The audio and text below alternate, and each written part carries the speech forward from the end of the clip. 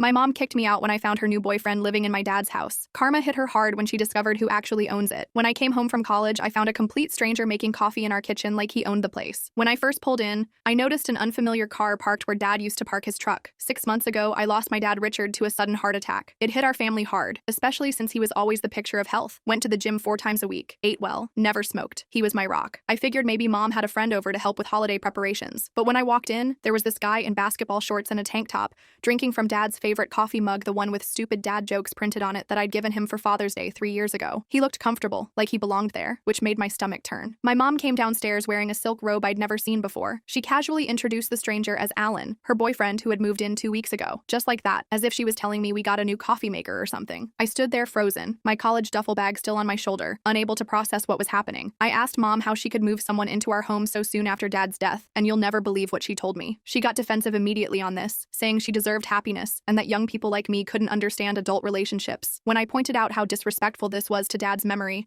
especially using his things, she completely lost it. She started screaming about how I was a pathetic mistake who was trying to control her life, and that I should be grateful she even let me come home for breaks. The thing is, looking back, this behavior wasn't totally surprising. My mom has a history of inappropriate conduct that Dad somehow tolerated. When I was in high school, she would flirt with my boyfriends whenever they came over. It started subtly, excessive compliments, finding excuses to touch their arms while talking, or wearing revealing clothes when they visited. Once, when my first serious boyfriend came to pick me up for junior prom, she answered the door in a low-cut top and tiny shorts, then insisted on taking pictures where she posed right next to him. It got so uncomfortable that I stopped bringing anyone home by senior year. Throughout my teenage years, I caught her texting other men multiple times. There was an incident with my math teacher when I was 16. I borrowed her phone to call Dad because mine was dead, and a message popped up from Mr. Peterson saying how much he missed her perfume. Another time, when Dad was on a business trip, I found her giggling over text from our married neighbor about meeting up for coffee. I showed Dad the messages back then, but he just looked defeated and said that sometimes adults make mistakes, and we needed to keep our family together. After the blow-up about Alan, I went upstairs to my room, only to discover it had been transformed into some kind of home office. The walls were painted a different color, my posters were gone, and there was a desk where my bed used to be. All my stuff had been packed into boxes and moved to the garage. The space that held 22 years of my life had been erased in 6 months. That's when Alan tried to play mediator, saying that change is hard, but that I needed to accept that this was my mom's house now, and that they were trying to build a life together. He had the nerve to suggest that maybe I should consider getting my own place after graduation, instead of moving back home. Something in me snapped. I went to the garage, grabbed whatever boxes of my stuff and Dad's belongings I could fit in my car, and drove straight to my grandparents' house. My grandfather James, 75 million, and grandmother Marie, 73 feet, took me in without hesitation. They weren't even surprised by what happened. Over dinner, they revealed they'd been suspicious of Mom's behavior for years. My grandmother told me about an incident from when I was 14. She'd stopped by our house unexpectedly to drop off some garden tools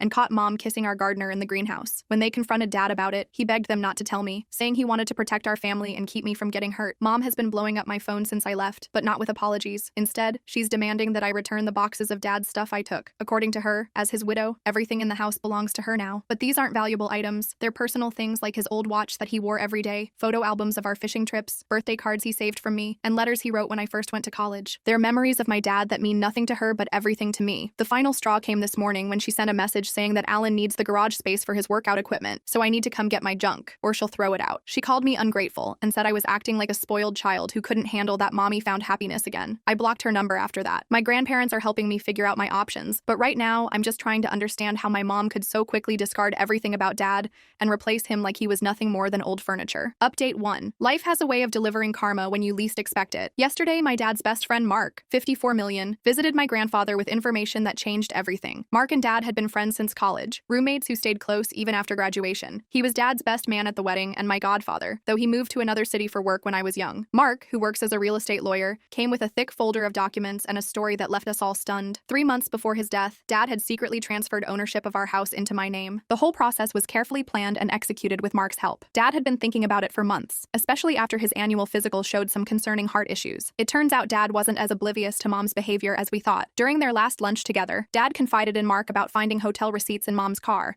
and seeing suspicious charges on their joint credit card for years. He knew she was probably cheating but stayed for my sake. What really worried him was his family health history. His father died at 49 and his brother at 47, both from heart problems. He was determined not to leave me vulnerable if anything happened to him. Mark brought all the original documents showing the property transfer. Everything was legally recorded and properly filed. Dad had even paid extra to expedite the process, as if he sensed time was running out. The paperwork included a letter from Dad to Mark, asking him to wait until I really needed help before revealing this information. Dad wrote that he hoped this would never be necessary, but he wanted to make sure I would always have have a home of my own. When my grandfather called Mom to inform her about the house situation, her reaction was explosive. She started screaming about betrayal and how Dad had no right to do this to her. She ranted about how she gave up her youth for this marriage. She was 26 when they married and deserved everything. Then she accused my grandfather of making this up to bully her. The most interesting part? Alan moved out within 3 hours of learning the house wasn't actually Mom's. He didn't even say goodbye, just packed his workout equipment and left while Mom was still on the phone arguing with my grandfather. Mark did some digging and discovered that Alan has a history of moving in with recently widowed women, convincing them to sell their homes or take out loans, and then disappearing with the money. He had apparently been pressuring Mom to sell the house to invest in his latest business idea, a cryptocurrency gym or something equally ridiculous. My grandparents' lawyer sent Mom an official notice to vacate the property within 30 days. Her response was unhinged, dozens of hysterical messages about how I was destroying her life, how no daughter should treat her mother this way, and how she would never forgive this betrayal. She even called my university trying to claim I was mentally unstable and needed to be sent home. Thankfully, the school didn't take her seriously. But the worst discovery came when Mark was helping me check Dad's belongings. Mom had already listed several of his valuable possessions on eBay: his collector's edition watches that he planned to give me on my wedding day,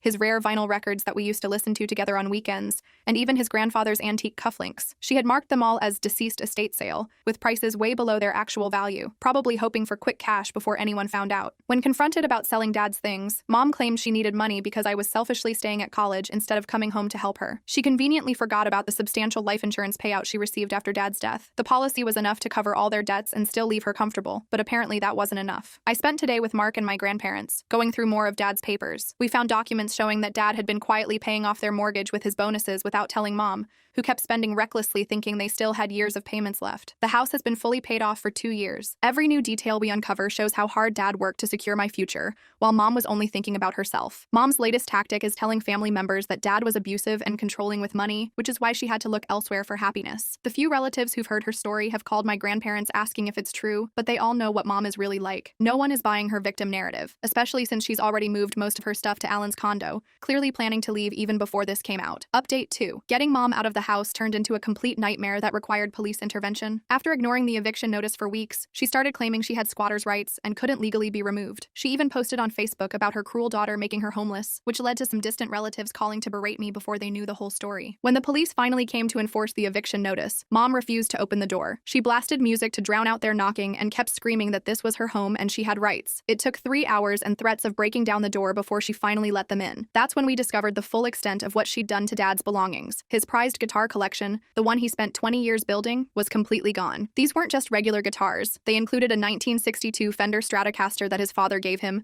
signed guitars from his favorite musicians, and the acoustic guitar he used to play me to sleep when I was little. She'd sold them all through various online marketplaces, most for far less than they were worth. The vintage camera equipment he used in his photography hobby, sold. His military service medals from his time in the army, gone. The limited edition books he collected, all disappeared. She'd been systematically selling everything of value that belonged to Dad, starting just weeks after his funeral. We found receipts showing she'd been meeting buyers in parking lots and shipping items across the country, all while I was away at college thinking she was grieving. During the move-out, I went through the house room by room, documenting everything that was missing. The walls were bare where Dad's family photos used to hang, generations of family history that she'd taken down and either sold or thrown away. His office had been completely emptied except for basic furniture. She'd even sold his desk, the heavy oak one that his grandfather had made by hand. The garage was the worst. Dad's workbench, where he taught me how to build my first birdhouse, was cleared out. All his tools, the ones he'd carefully organized and maintained for years, were gone. The pegboard where he used to hang them still showed outlines of missing tools, like a crime scene. She'd sold his entire workshop piece by piece. Alan showed up during the move-out, claiming he needed to get some things he'd left behind. He tried his nice guy routine again, suggesting that maybe we could all live together as a family. When I refused to even consider it, he revealed some interesting information. Apparently, Mom had told him the house was fully paid off, true, and that she was planning to refinance it to invest in his new business venture. He seemed genuinely surprised to learn that she'd never had the authority to do that. What really got to me was finding Dad's journals hidden in the attic. Mom hadn't discovered them because they were tucked away in an old Christmas decoration box. Dad had been writing about his concerns for years, noting Mom's suspicious behavior, documenting missing money from their accounts, and expressing worry about what would happen to me if anything happened to him. There were entries about catching Mom in lies, finding unexplained hotel charges, and seeing her car parked at places she claimed she'd never been. The most heartbreaking entry was from just a month before he died. He wrote about how he'd seen Mom and Alan together at a restaurant across town, looking very intimate. He knew then that she was already planning her next move, but instead of confronting her, he focused on making sure I would be protected. He spent his last weeks quietly getting his affairs in order, all while carrying that knowledge. My grandparents helped me hire a moving company to pack up everything that was left. While they were working, more neighbors came forward with information. One elderly neighbor, Mrs. Peterson, told me she'd seen Mom meeting different different men in the driveway late at night while Dad was traveling for work, but she'd been too uncomfortable to say anything while Dad was alive. Another neighbor mentioned seeing Mom and Alan together at local restaurants months before Dad died. The final insult came when we checked the home security cameras Dad had installed last year. Mom had deleted most of the footage, but she missed the backup drive hidden in Dad's workshop. The video showed her bringing multiple people to look at Dad's belongings, haggling over prices in our driveway, and carrying out boxes of his things late at night while Alan helped. She had been methodically erasing Dad from the house, probably planning to tell me everything was stolen if I ever asked about it. My uncle, Dad's brother, drove down to help us change all the locks and install a new security system. While he was here, he told me that Dad had confided in him about Mom's behavior years ago. Dad had stayed in the marriage partly because Mom had threatened to make getting custody of me difficult and expensive if he tried to divorce her. He chose to endure her infidelity and lying to keep me from being caught in a nasty custody battle. Update 3. Mom's latest attempt to manipulate the situation would be laughable if it wasn't so infuriating. Yesterday morning, she showed up at the house unannounced, wearing the same clothes she wore to Dad's funeral and looking deliberately disheveled. She started crying on the front porch, loudly enough for the neighbors to hear, about how she's under severe mental stress and needs to stay in the guest room until she figures things out. The performance was Oscar-worthy, complete with mascara tears and shaking hands. She went on about how she's having panic attacks, never had them before, and can't sleep in Alan's apartment because it doesn't feel like home. When I stood firm and mentioned getting a restraining order, her entire demeanor changed in seconds. The tears dried up instantly, and she started telling me how ungrateful I was for the sacrifices she made raising me. What makes this especially rich is that I found out from Alan's ex-wife that Mom has already put down a deposit on a luxury condo across town. She's not homeless or struggling, she's just trying to maintain access to the house, probably to keep taking things when no one's watching. The ex-wife, Karen, reached out after seeing Mom's social media posts about being cruelly evicted. She warned me that this was exactly how Mom got involved with Alan in the first place, playing the victim until people gave her what she wanted. Speaking of Alan, he finally showed his true colors when he broke up with Mom yesterday. Apparently, she hadn't just lied about owning the house, she'd also told him she had a substantial inheritance coming from her parents. Well, my maternal grandparents are still very much alive and living in a modest retirement community in Florida. They haven't spoken to Mom in years because she borrowed money from them and never paid it back. Alan was counting on this non-existent inheritance to fund his latest business scheme. The breakup happened in the parking lot of a local restaurant. One of my cousins was there and recorded the whole thing on her phone. Alan was screaming about Mom making him look like an idiot and ruining his reputation in town. Mom was throwing her drink at him and calling him a gold digger. The irony of that accusation wasn't lost on anyone. The video has been making rounds in the family group chat, and honestly, it's exactly what they both deserve. Now Mom's latest demand is even more delusional. She's claiming she has maternal privileges that give her the right to visit the house whenever she wants. She even had a friend who's a paralegal draft up a ridiculous document about her visitation rights to the property. When my grandparents' lawyer pointed out that no such rights exist, she started calling my dad's relatives, claiming I was holding his belongings hostage from her. The most disturbing part is discovering that Mom has been driving by the house multiple times a day. The security cameras catch her car slowing down or parking across the street. Sometimes she just sits there for hours, watching the house. My neighbors have started documenting these drive-bys because they're concerned about her mental state. One of them even offered to let me park my car in their garage so Mom can't tell when I'm home. Yesterday,